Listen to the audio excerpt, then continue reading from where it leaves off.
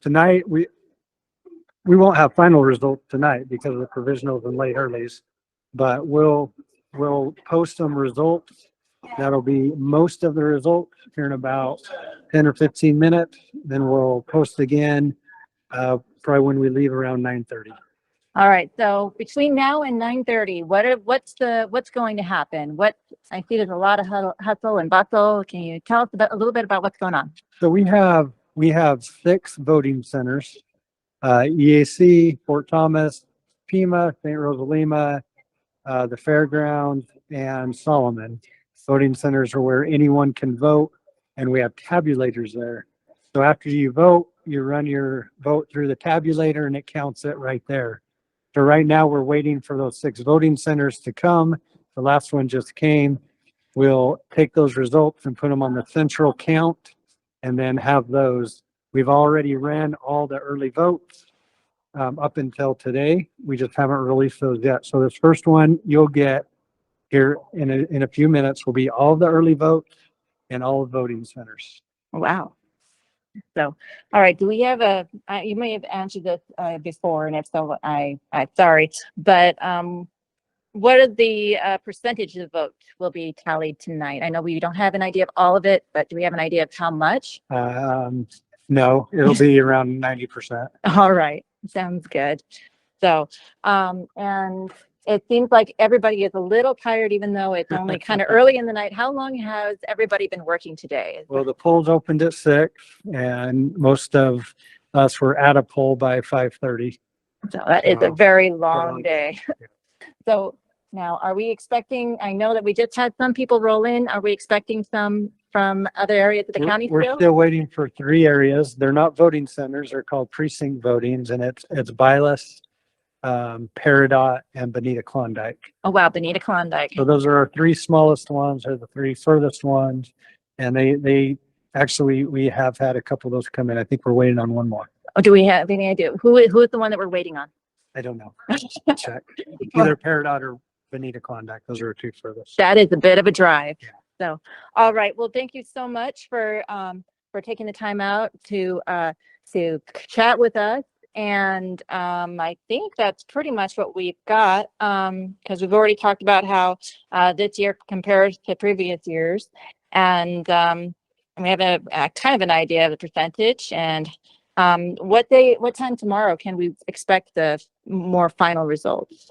I'm not sure. Just check throughout the day. It's just a matter of when the math is done, huh? Yeah, they'll be checking those late earlies. Late earlies are people that dropped off their early ballots out the polls today, which is allowable, but we can't count them today because they could possibly double vote. If they went to the polls and voted and tried to drop off their early, it would be a double vote. So we can't count the earlies until tomorrow when we see who voted. And then we make sure before we count that early that they didn't vote at the polls before we'll count them. No, meticulous. Yeah. Got to be careful. A lot of work, a lot of double checking. Well, thank you so much, Dustin, for joining me. And is there anything else that you'd like to add? No, thank you, Brooke. It actually was a very good day. Went very smooth, and we look forward to a much busier general election. All right. Thank you so much. All right. This is Brooke down at the county building in Stafford. People are still busy at work. I can see a whole bunch of green containers on roll-away carts that had I should say, the ballots in them, and we're still waiting on some. So it's going to be an exciting night, and even more exciting tomorrow. Fantastic, Brooke. Thank you so much for that. That's a great way to start it off for us. Before we throw it around the horn here, I should point out that a lot of us are on deadline. We're on deadline, and a lot of us are on print deadline tonight, myself included. So we all might have to jump off from time to time and do a little bit of our day jobs, as it were. But we got plenty to talk about as we get going here. Dan, what's the day been like out in your world? Well, we have got 11 voting centers down here. We had we stopped by and checked on about 8 of them, and between 8 and 9 things really dropped off. as expected. And of course, around here, most people vote early, and their early ballots were cast early. So for a lot of people, this election has been over for 3 weeks already. So that's pretty much what's going on down here. I do notice, if we want to update a little bit here, that the votes are trickling in, and this still, we're not done, of course. We're not anywhere near it, but Kerry Lake is leading Mark Lamb about 52% to 42%. That was not a surprise. Cisco Monte easily beating Kathleen Wynn. And then there are a couple other results still trickling in very early on some of them, but things doesn't look like any surprises thus far. Cisco Monte Wynn, what are those percentages looking like right now? That is looking like 65 to 35, roughly, with Kathleen for Kathleen Wynn. So again, we don't have everything here, but that certainly is a if it's going to trend like that throughout the day, that's pretty much, I think, what we expected. So, and she certainly was a very interesting candidate, and in all of this, but definitely represents the far right wing of the party. And I don't know in a district that is so close with voter registration that that's really, what you want. But I think she felt like she had to run, and she did. And she's pretty much getting trounced, and I don't think anybody's surprised about that. Yeah, I wonder if she picked up at all with some of the bounce that Trump got and some of the sort of support for the MAGA side of the Republican Party there. If in recent days I'd be surprised if maybe she didn't do better at the ballot than she did in the mail with early voting. Right. Yeah. So again, we just have to wait. But by this margin right now, I would not expect an upset. Yeah, I wouldn't think so. Manuel, what's the day been like in Nogales? And I'm actually going to use the opportunity to step off because we just got results for county attorney here in Cochise County. So I'll step off and let you take it away, Manuel. Thanks.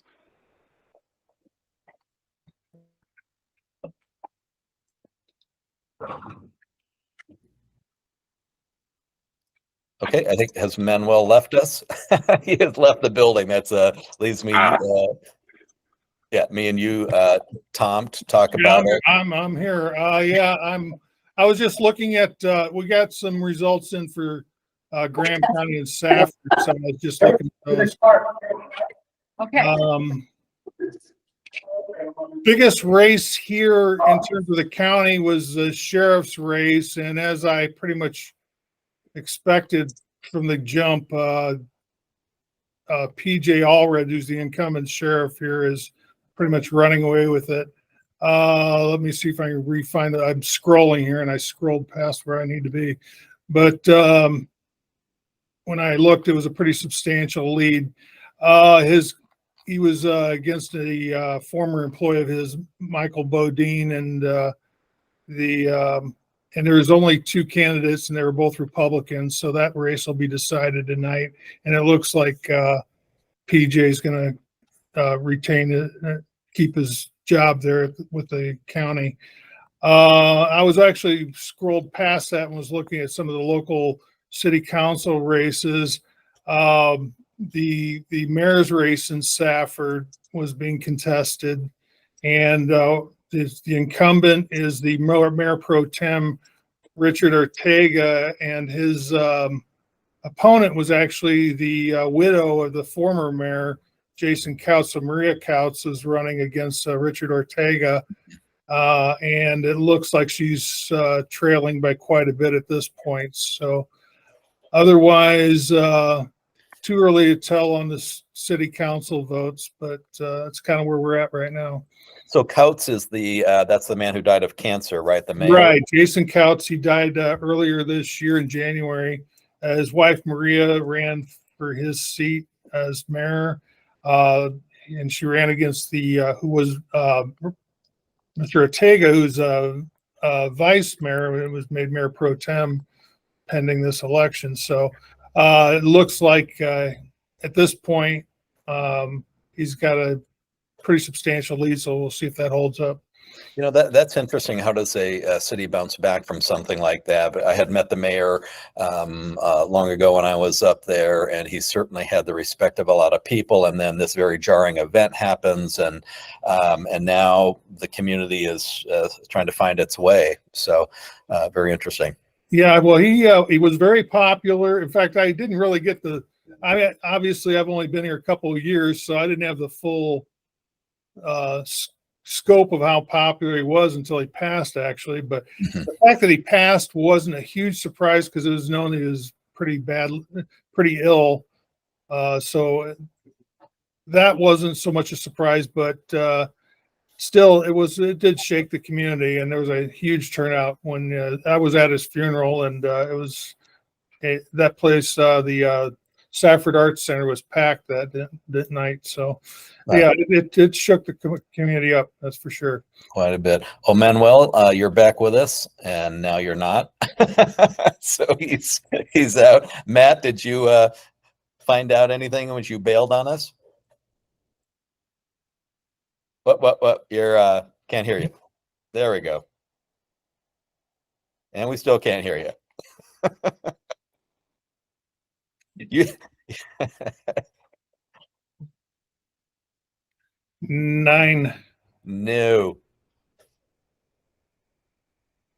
I'm gonna see if I get any results yet from Greenlee County. I'm gonna look over there. There's a couple interesting races over there. Yeah, and for people who want to follow it along on their own, we have the Arizona Secretary of State's office is throwing those numbers up there as they come in. Keep rolling in, and again, we will revisit the Carrie Lake Mark Lamb race, which is roughly 53 to 41 right now. Carrie Lake on top as expected.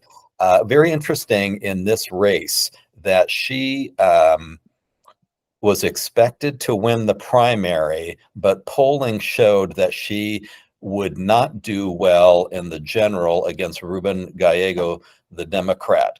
And so, and the reason is she's just not going to pull the independent voters like Mark Lamb could. So if he could win the primary, then Gallego would have probably a bigger fight on his hands if the polls are to be believed. And we both, we've all been in this business long enough to know polls can't always be believed. So I thought that was a little bit of a red herring in that if you looked at the polls, yes, Lamb polled better, but I think that's just because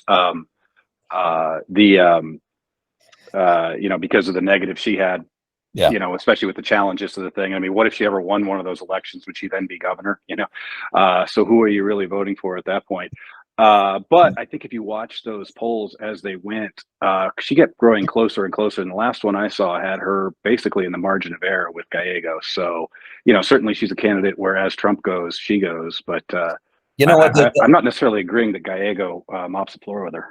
No, I agree. We'll have to see what happens here. But here's my question regarding Carrie Lake. She thinks she's the governor. So how can you run for two jobs, huh? So really, if she could get past that and past herself, I think she'd do a lot better in the general election. But she's her own worst enemy. And like Hillary Clinton back, in 2016, people just don't like her. People just don't like her. So that's something to, it sounds shallow, but it matters at the polls. So we'll see what happens if she prevails tonight. Manuel, are you back with us? By the way, does anybody have any thoughts on the fact that in 4 years we'll never have to vote again?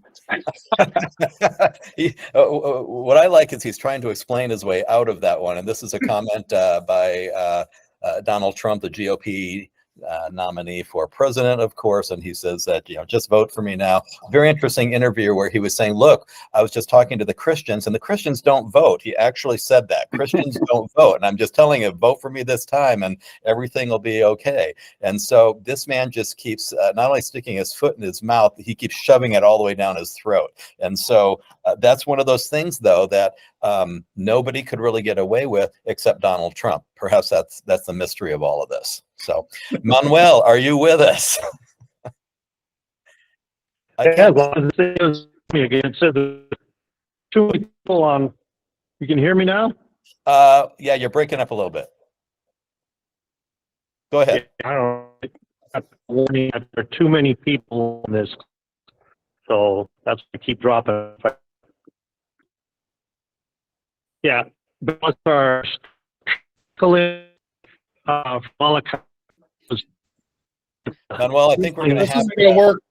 yeah, you're going to have to go find a place in Nogales that has good reception because you sound like you're underwater. So, okay, come back when you're come back when He's filling that screen. I'll tell you what. you look good. But anyway, so Matt, what'd you find out while you were away? Nothing, but we do have some results coming in momentarily on probably the most anticipated race, at least in Sierra Vista part of Cochise County, which is the Tom Crosby versus Clint Briseno race. Obviously, Crosby, the very incendiary incumbent. He has a very strong following. Very tied with Trump, very tied with Kathleen Wynne. That kind of end of the Republican Party. Clint Briseno coming in more of a little bit of a moderate, a local businessman. It's been an interesting race. Obviously Crosby has had a lot of negative headlines with his, legal issues, being indicted for, failing to canvass the 22 election along with fellow supervisor Peggy Judd. So kind of the thinking going in was that Crosby was going to be in some trouble. I just got a text from my reporter, though, who's on the ground there, Terry Jo Neff. She'll be joining us a little later as we get some results coming in. She just said, "Oh my, OMG, did you see the Crosby results?" So I said, "No, tell me. I got to go over to my computer here because I'm on my phone." So I might jump off in 1 second. Oh, okay. Early voting, 26-31 for Crosby, 24-68 for Briseno. So this is the early votes in, and we get, what is that, a difference of 163 votes for Crosby. This is going to look like it's going to be very, very close all the way through. It might come down to how many of these are mail votes versus how many come in later, and who wins the last minute game as polls closed about an hour and a half ago. So we'll keep eye on that. That probably won't be able to have a winner decided ultimately tonight, but this is a very interesting one to watch for a while. Wasn't he still under indictment?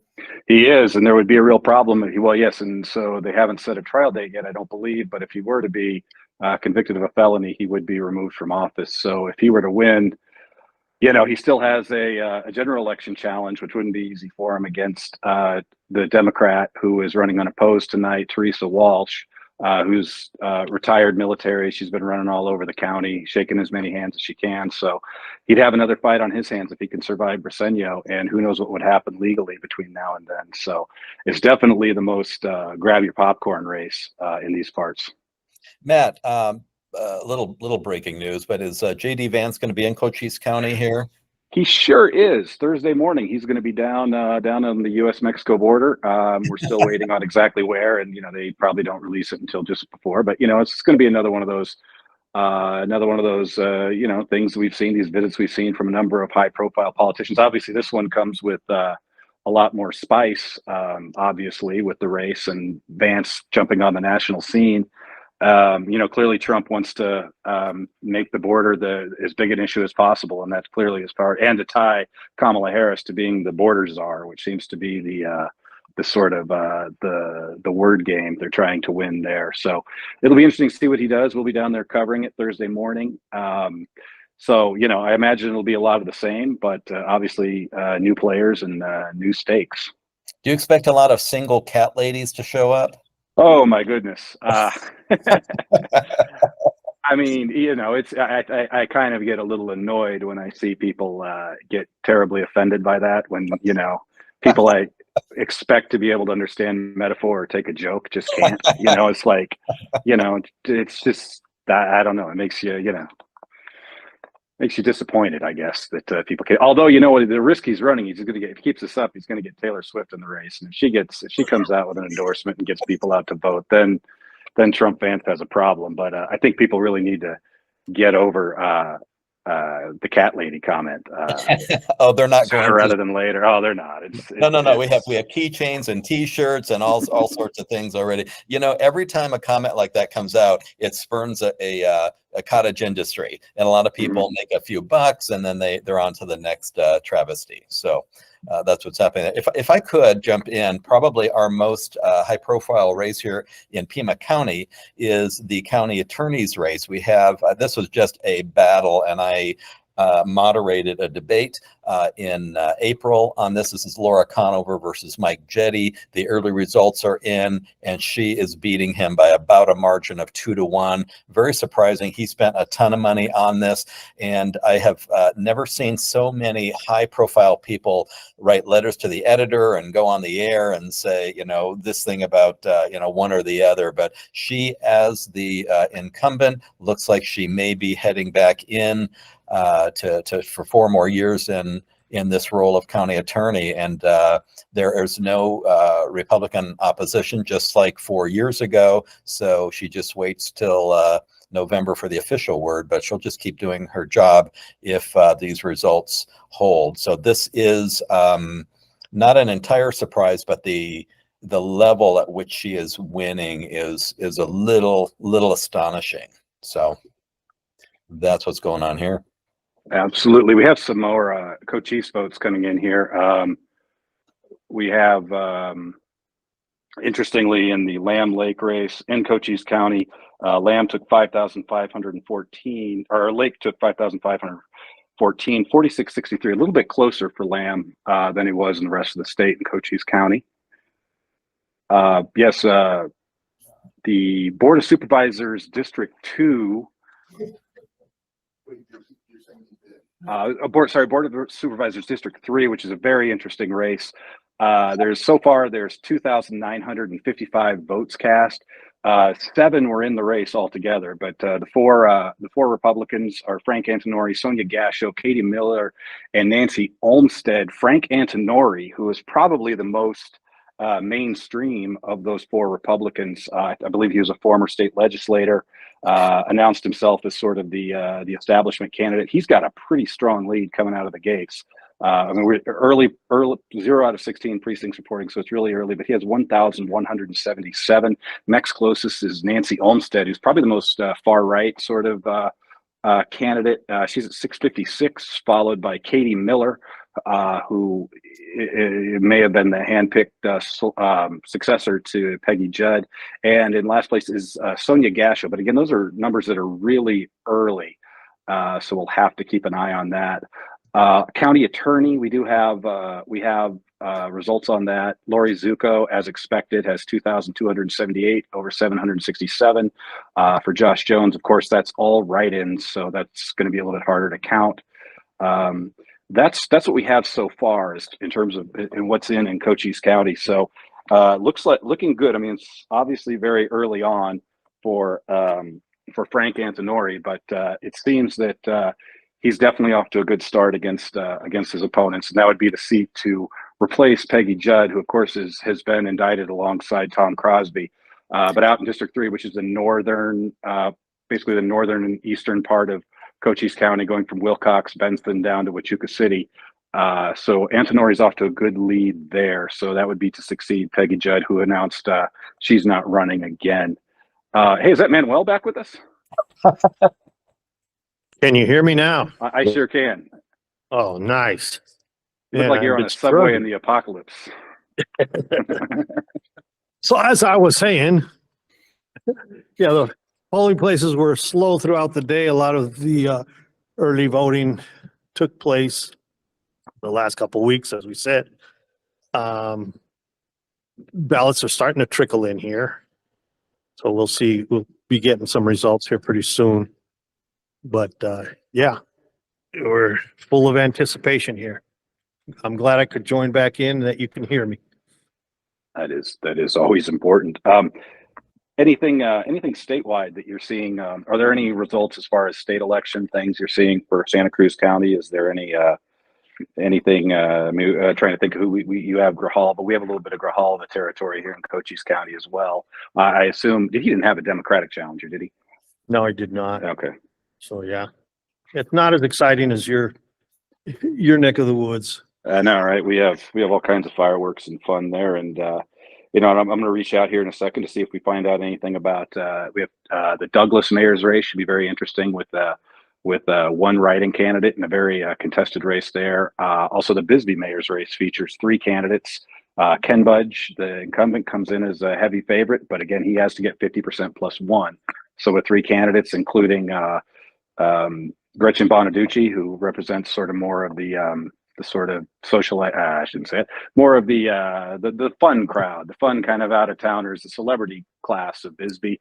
She's got a good following there, and she can make some damage. Wanda Lycum has a ton of experience and knows a lot of local people, so they'll be able to make some damage. But the question is, will Budge be able to get to 50% tonight in Bisbee? So that's the main thing we're looking for there. Hey, guys, I've got John Brakey here of Audit USA. He's kind of a one-man watchdog of transparency for Pima, Santa Cruz. He's had run-ins up there in Maricopa. I just want to ask him what he's doing here today and what he hopes to accomplish, if you're good with that. Absolutely. And that's John. Hi. Talk to us, John. How do you do, guys? What are you doing here today, John? What is your mission? Well, what I'm here is 2 years ago, I was here at the same time, okay? And I usually pick a county to do every election, except on a general, usually generals, I stay home because I'm monitoring everything. Santa Cruz County happens to be one of the worst counties in the state when it comes to transparency. Santa Cruz is so bad that they sued me for asking for public records.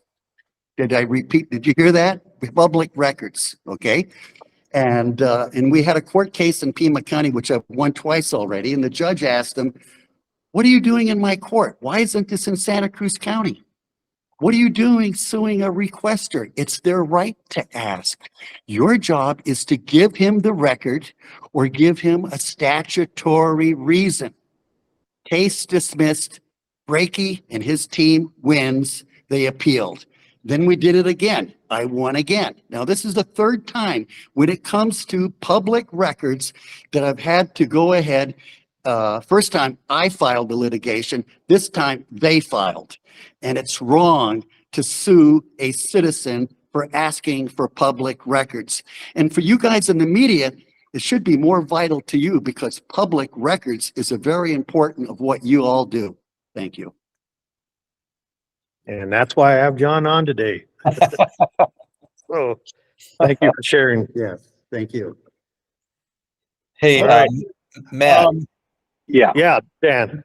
Matt, can we go back to Frank Antonori? I have to smile when I hear his name. He was in the state legislature, and he at one point represented Green Valley and Sahuarita before the boundaries were drawn. And I will tell you, he is a pointed figure. He will, tell you what he's thinking. And I will tell you, though, every time I called him, I could be talking about the most arcane bill in the legislature, and he knew it, and he was right on top of it, and absolutely knows his stuff. So I was real surprised to see him in any race. I thought he was done with politics, other than a pundit and a bomb thrower, which he enjoys doing. So we'll see. He will certainly make things more interesting in that county if he prevails tonight. So Frank, it'll be it is very interesting. If he prevails out there, and that is pretty rural county out there. If he prevails, that would set him up with he would have a three-way race, or whoever wins that obviously is going to be a three-way race with the Democrat Joy Banks, a local business owner in Wichita City, and the really interesting candidate that has the real name recognition and kind of the kind of appeal people might want is Jay Karchner, a longtime sheriff's deputy who ran I think he might have even started the sheriff's horse training, where they use horseback and for search and rescue and everything else. So he's a very popular figure. The Karchners are a very big name in Benson. Obviously, you see their name everywhere, including the caverns, and very, very well known. He's running as an independent. So that would be interesting for him running as an independent against someone like Antonori, who's running more to the middle.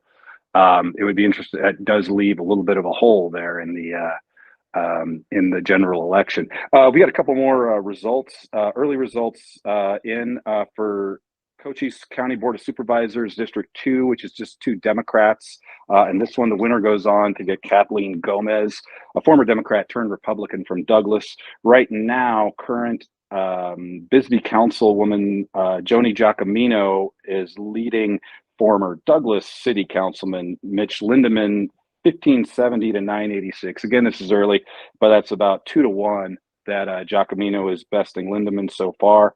Also, Cochise County Superior Court District 4, a tight race. It involved a lot of advertising, a lot of debates, a lot of work went into this one from both candidates. This is the Republican primary for Superior Court judge replacing Tim Dickerson, who's retiring after many, many years. Right now, Rich Karwachka, the current county administrator, has 5,905 votes, leading Ruth Faulkner, an attorney who's had experience all over the state, with 4,060 votes. So again, you have about a 6-4, 3-2 lead there for Karwachka early. Of course, he's with all the headlines, he's been mixed up a lot in the things that involve Crosby and Judd, because he was the county administrator, and so he has a lot of name recognition through that. But again, it's early, but Karwachka is out to a good start. And one thing is, you don't think too much typically about the legislative district primaries, especially in the Democratic Party. Right now, we have a really tight one. Consuelo Hernandez, who was down here in Bisbee a few days ago, having secured or taking credit for having secured about $1 million in food for the poor down there. She has 751 votes. She's based out of Tucson. This is an interesting district. I'm not exactly sure which way it's drawn.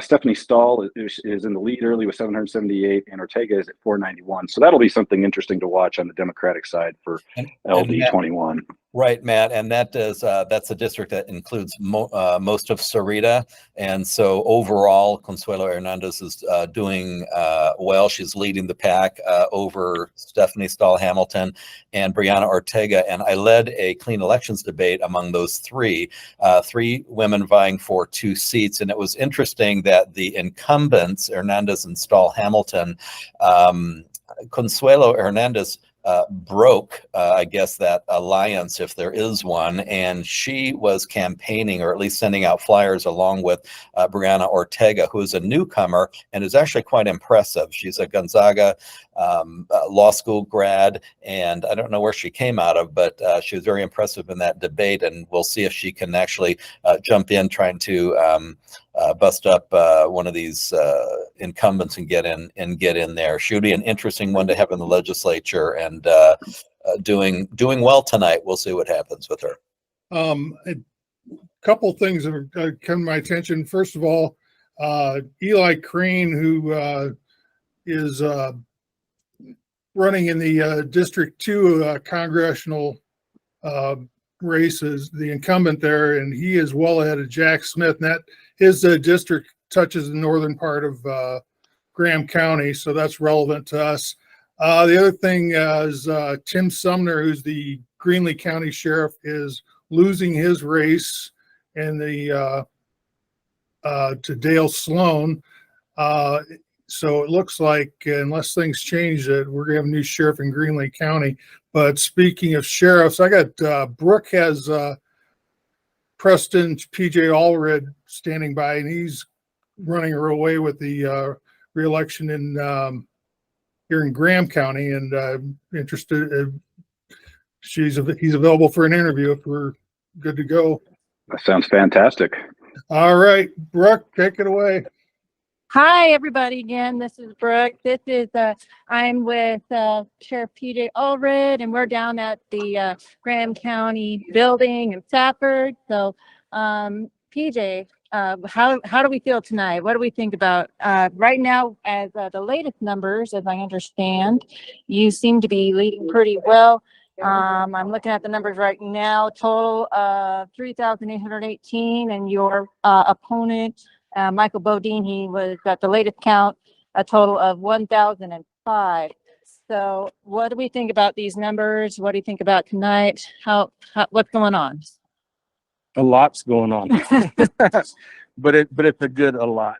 Hey, number one, I'm just blessed to be in the county that I'm in and be able to be the sheriff of this county that I'm in. And of course, I'm kind of a horrible politician as far as I am not taking any credit for anything whatsoever. I've just got a great bunch of deputies and detention officers, dispatchers, folks that work for the Graham County Sheriff's Office and our search and rescue crew. I got to put those guys in there as well. That their hard work can make any sheriff look good. I'm just happy to be the man at the helm that can be there and assist them in doing their work, their jobs, and for the community, our all of our citizens here in Graham County. Blessed to be with them. And of course, I'm very pleased with our numbers tonight. And I don't know what else to say. I'm lucky. This is going into my 5th term. It will be, and and I had no idea when I first started this that as being sheriff was my getting elected my first go. I was definitely not thinking anywhere in the realm of going a long time.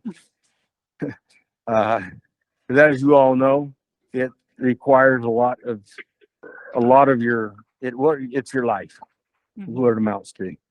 And but I can't give up on my community. Well, I'm not giving up on them at all. I shouldn't say it that way. Because what I'm saying is I'm not ready to quit my community myself. I'm ready to stay in there with them and continue to do good things. And just look forward to another 4 years, 4.5 years, whatever it is now still. But anyway, just great to be here. Happy to be here. And I love my place and my home. All right. So is there anything that you were wanting to specifically work on in the upcoming years? Oh man. Well, right now, I mean, mine's kind of everywhere right now, but I guess the main thing is, of course, it's a lot of the same stuff that you work on the first time you go. Mhm. I mean, there's always just the main issues that everybody wants to run on. It's the drug problem. It's the take care of your employees. It's the whatever. And I think we have worked very hard in a lot of those areas, and we've made and gained good ground on a lot of those areas. But the thing about law enforcement is you're never done. It doesn't quit, and it continues. And I don't even know who I was on the phone with me right here or not. And I apologize for rambling kind of thing. But I'll tell you one deal real quick. So a few years ago, went to see my doctor. My doctor said, Sheriff, have you got all the crime in Graham County cleaned up? And I looked at him, I said, Doc, have you got all the sickness cleaned up? He said, that's pretty fair analysis. So we both go and do our jobs during the day, and we take care of the things that come to us. And if we can get a little bit of cherry on top, we take that as we go. All right. So how did this election go? How did the campaign go? Was there anything that you did differently this year as opposed to the last time, I should say? I really can't say that there's much difference other than, there's a lot of people that work with you on it. They help you on it, but it's also a lot of boots on the ground campaign stuff. Mhm. And you gotta know your public. You gotta know your community. You gotta know the people that are there. It doesn't matter how much signs you put up or whatever. Now I'm speaking from my county. I'm not speaking for somebody else's. Okay. Because it makes you wonder sometimes when somebody spends a lot of money on campaigns or does whatever. But in ours, oh sure, we had to spend. We had to get out there. We had to do our thing. But there's a difference when somebody knows you versus they don't have a clue who you are. Mhm. And that comes from, 37 years certified peace officer in the state of Arizona. So and like I said, I've worked right here in this valley, this county for all those years. And it's just a great place. Wonderful people. All right. Well, thank you so much. Go ahead. Look, Thank you. All right. Well, Thank thank you so much. Thank you so much, Brooke. Great reporting out there. A few more results coming from Cochise County. In Bisbee, we talked about that earlier. The only question was whether Ken Budge, the incumbent, would get 50 plus 1. He looks well on his way to doing that. He's got early on 857. Wanda Lycum is second behind him Gretchen Bonajuga, she's second behind him, well behind with 174. And Wanda Lycum at 167. So at the pace it's going, Budge is currently outpacing them at about an 80% clip. So kind of expect that to keep up the rest of the night, and Budge will win it outright tonight. Also, the Bisbee Council, Karen Schumacher looks on her way to win over Shay Sanders, 356 to 77. In the Douglas mayor's race, early results are looking like a resounding victory for Councilmember Jose Grijalva, he's got 870 votes to the 100 write-in for Murmis. Mark Murmis, who's the owner of Borderland Chevrolet. It's been a very, very ugly, contentious race between the two of them. As a write-in, it was always going to be tough for Murmis. And even in the 100 write-ins, it says 15 say 85 say Murmis and 115 just say write-in. So it's never easy making it as a write-in.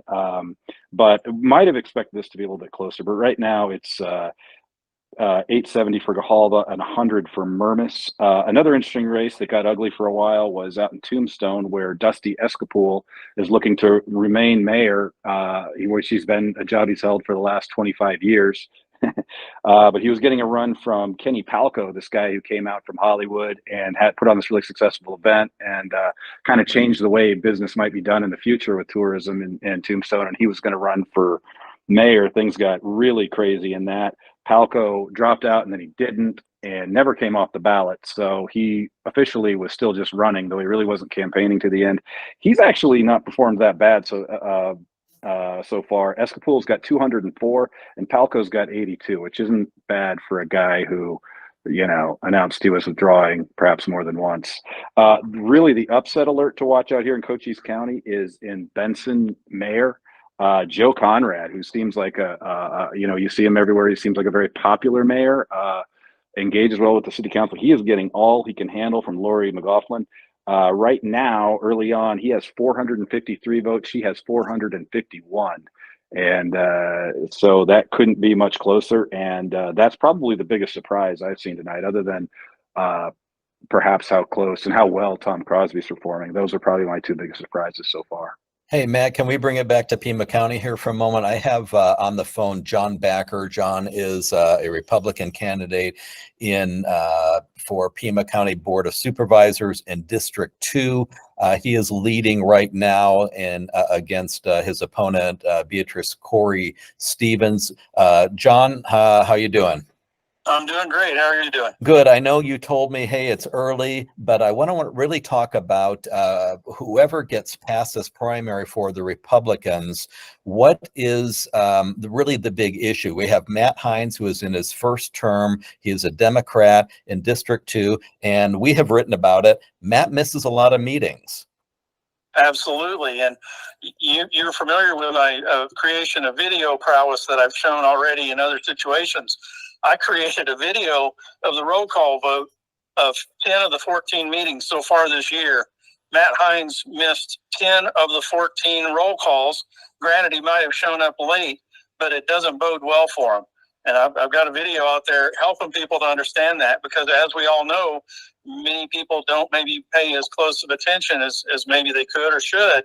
And it's critical for me to get that message out there. He doesn't show up. He doesn't file his campaign finance reports on time. Now, granted, I was late by 3 days due to a technical issue, but he far outstripped anything I had done in being late for campaign finance reports. Right. But he doesn't care to listen to the people. And if you don't show up for work, and you're not willing to listen to the people you're responsible for, I don't know why he would even stay. Well, and that's an interesting point, because first of all, in the campaign finance reports, he was more than 3 months late. We wrote a story about that. I talked to him about that. And then as far as missing the roll call votes, that's at the beginning of the meeting. He does not like to sit there during call to the public and really take the abuse. And it's rough at the Pima County Board of Supervisors meeting, but it's the job, isn't it? It is, absolutely. We've got to listen to the people. You can't serve the people if you don't know what they need, want, and what's important to them.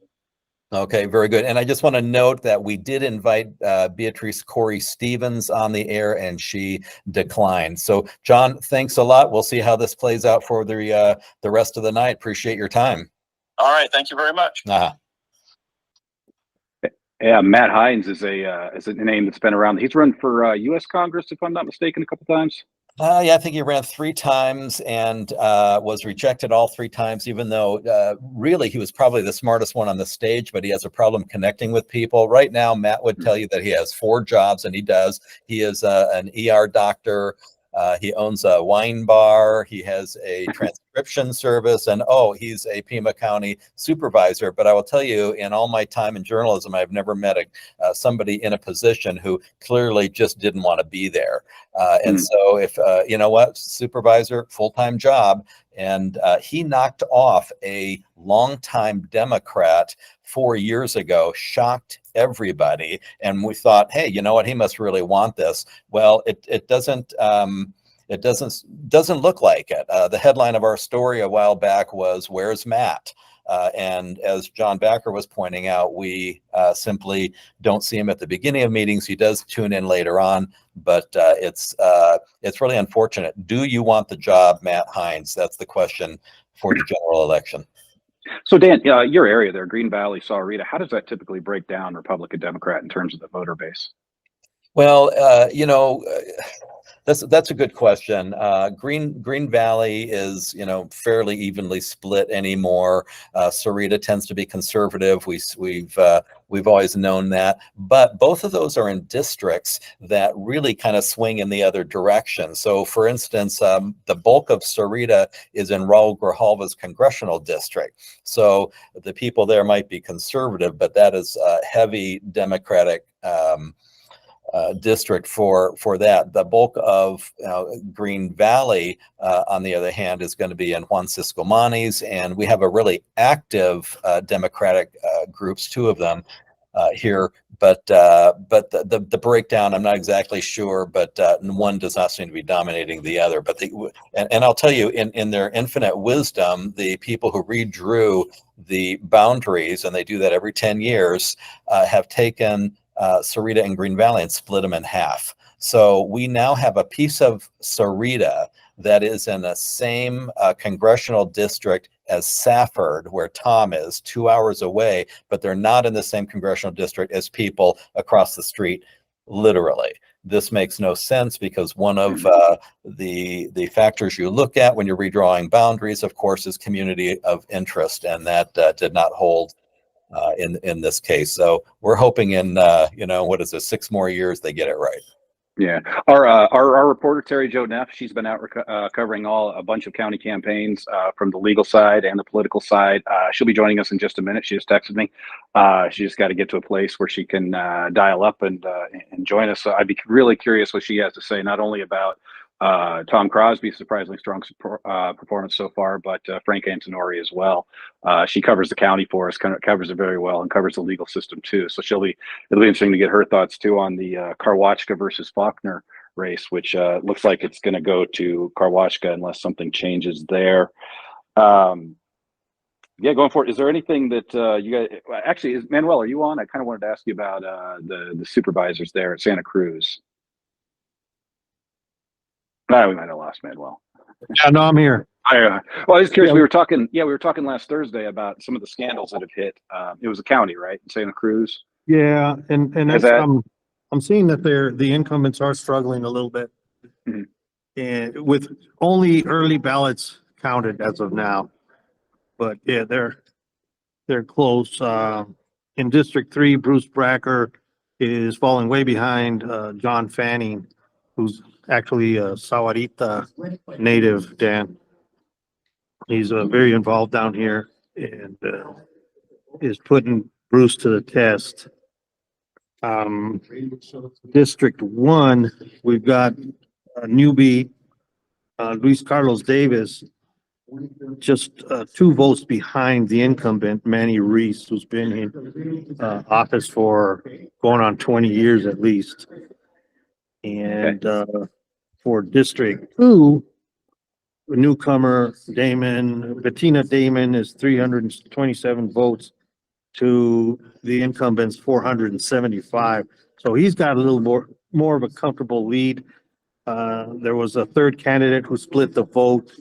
So the incumbent may be able to stay in District 2, but still real early to tell. And I think Terry Jo Neff has joined us. Terry Jo, can you hear us? Hey, Terry Jo. Yes, I can.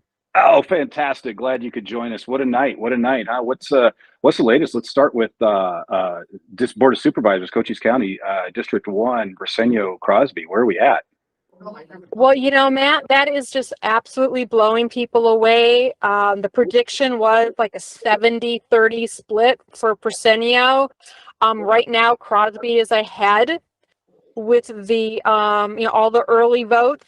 Typically, your early votes, at least down here in Cochise County, are going to be heavy Republican, heavy right Republican. But interestingly, there are still about 6,000 ballots that have not been released yet. 900 of those are still sitting in the county recorder's office waiting to be signature verified tomorrow. And then about 5,200 or so are the votes from today, the in-person votes. Again, those tend to be, at least in Cochise County, heavily your traditional Republicans who probably are going to go towards Crosby. Very Yeah. surprising. So what, as far as the votes that are left to count, who's in a more favorable position? Would you say Crosby or Persenio? We would think historically it would be Crosby. So we're just going to have to wait to see, because nobody predicted even this close of a race, let alone Crosby being the one at this point who's ahead. Steady stream. Yeah, maybe we'll come back to that in a second. I don't know if you've seen the numbers for District 3. Obviously early, not huge numbers out there. Frank Antonori jumping out to a good lead. What's your take on that? Yeah, Matt, with 4 candidates running, basically the 3 ladies just kind of, split the vote there. If it had only been one other candidate against Frank, I think that, the ones who voted for Nancy, Katie, and Sonia basically are kind of the same base. And so if there had just been one of them, I honestly believe that, they would be ahead. So that again, Frank with his experience as a state lawmaker, very active in the Pima and Cochise Republican parties. He had the name recognition for sure. Mm-hmm. And in the judge race, district or the Superior Court District 4, Karwachka versus Faulkner. It looks like Karwachka with about a 3-2 lead. Is that about what you expected, or how's that looking? Yeah, I think everybody thought it would be, it wasn't going to be a landslide either way, but definitely, Rich was the favorite. So again, we still have about, 6,000 ballots to be tabulated.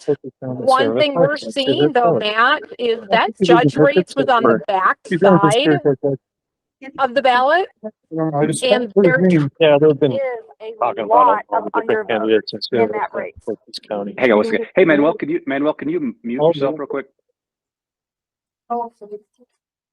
Okay. Sorry, catching the end there. Yeah, you're talking about Karwachka. So as far as the votes that are still out on that, is that something that you think would favor Karwachka one way or another, or even in the District 3 race? I think there would be no reason to think that the split won't stay the same and that Karwachka will be the presumptive new judge come November. Another really interesting race out here, I'm noticing, which almost looks like the upset of the night, even more so than Crosby, is Joe Conrad out in Benson for mayor. Last I looked, he's up 2 votes over Lori McLaughlin. Have you looked at that? And I'm not sure, Matt, I'm not sure how many of the 6,000 or so, ballots that have not been tabulated yet, how many of those would be out of Benson. There's just really no way for us to know right now. And again, I think this primary is really throwing our usual Republican partisan type stuff, even though the city of Benson is not typically, it's not a partisan race. Benson is historically going to be a conservative voting base. And so that is going to be very interesting. Definitely looking forward to the later release of results tonight to see what those show for us. And the one, Matt, that everyone I think should be following because this is going to impact all of the counties around Cochise County, is our county attorney race. Yeah. You know, that that is all write-in.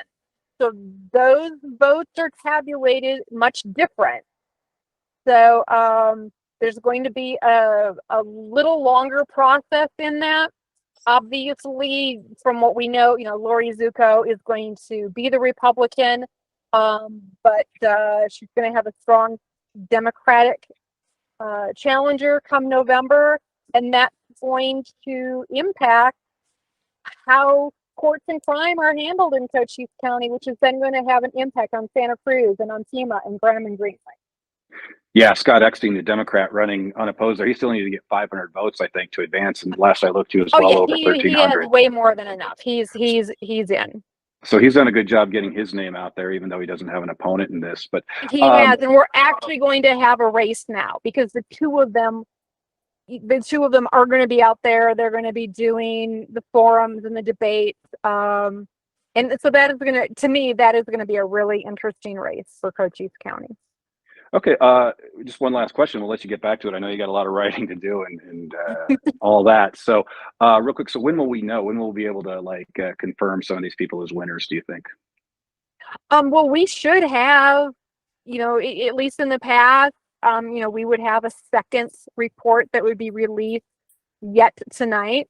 We are hearing no problems with any of the vote centers, no problems with the, you know, at the elections department itself. Things seem to be going very well.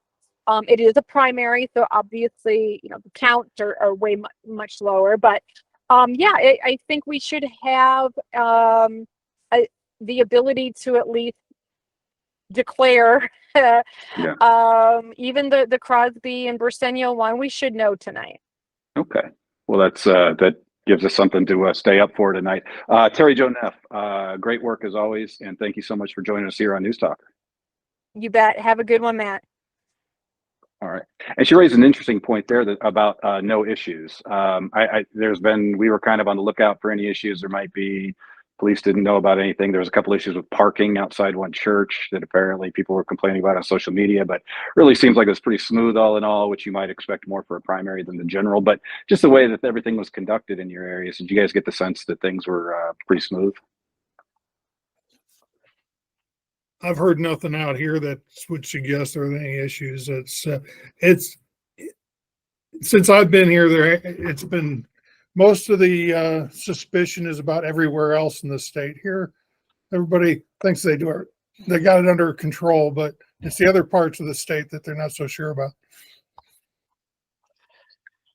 Yeah, Absolutely. likewise, we have not had any issues here. A couple of things to remind that the hand count of ballots will begin within 24 hours of the polls closing. Canvass is, I believe, August 15th. So we'll see. But, you know, things might start surfacing tomorrow. But right now, we haven't heard anything as far as major issues going on at the polls.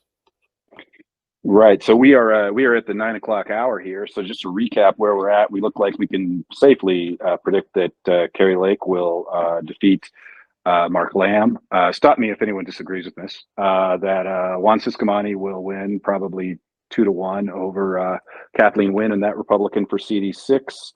For in our neck of the woods, the race to watch of the night is that everybody's watching is too close to call with Crosby and Briseño. Still a lot of votes to be counted. 163 votes separate them right now. Tom Crosby coming out really strong tonight. So we'll see what happens. As our reporter Terry Jo Neff said, they should have that. Even that race could be all counted up by the end of the night. So we'll definitely keep an eye on that. And of course, the Benson race for mayor looks very close. Throw it around the horn here. What are the biggest surprises you're seeing? Tom, what's the biggest surprise you've seen in these results anywhere? Honestly, I thought maybe it's looking like that the mayor in Safford's going to keep his seat. I mean, obviously anything could happen, but I expect that he's going to hold on to his seat. I thought maybe the loyalty to Jason Couch would give his widow a little more boost than it did. And otherwise, I can't say there's a lot of surprises. I knew that Tim Sumner, I mean, of course, that's not done yet, but he lost a big lawsuit against Greenlee County earlier this year, and that cost the county well over 300 grand. And he did not win a lot of points for that. So so I'm not surprised to see him trailing in this. But that race is far from over, because even if he loses, there's still a three-way race coming November. So who knows who's going to end up with it in the end. And Greenlee, it's not a given that it'll be Republican, because that county, once you get into Clifton and whatnot, it's a little more liberal than it is in Duncan and other parts. So who knows how that's going to shake out. I'm not surprised at all that PJ Alldred ran away with it. He's very popular here. And, you know,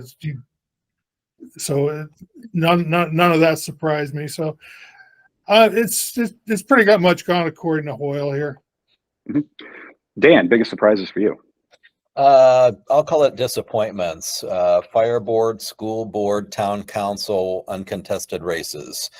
So they had enough people to fill the seats, which at least that's something, but it's always nice to see people mix it up and have to answer for, you know, how they believe and what they're going to do to change things. And in these cases, these people just keep their seats or waltz right in without a whole lot of having to answer some questions. So that's disappointing to me, to be honest with you.